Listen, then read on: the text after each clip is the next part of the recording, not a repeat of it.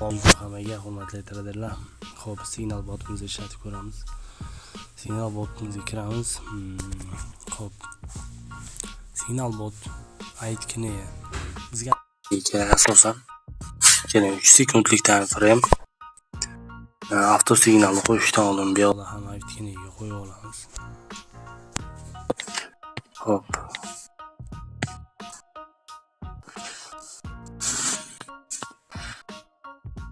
%90% ekan aytgani. Xo'p, savdoni $100 qilamiz bu yerda. 3 sekundlik time frame ketdi. Signal bosamiz. Sell.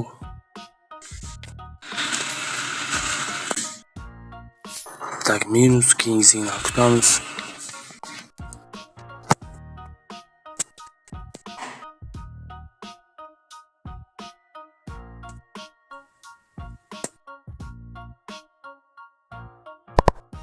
Tak, bo'yiga $200 yuqoriga uramiz.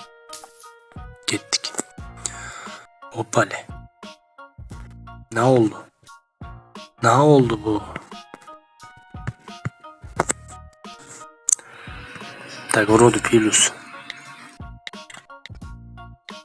Вроде плюс.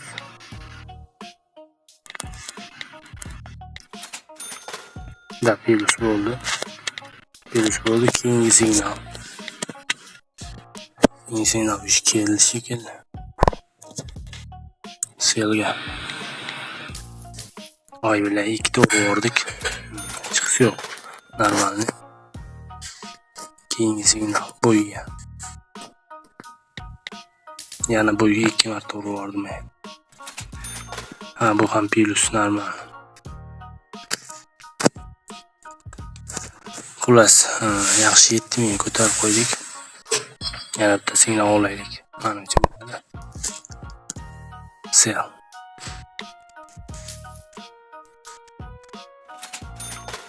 Yaxshi natija, meni fikrimcha. Nima deb o'ylaysizlar?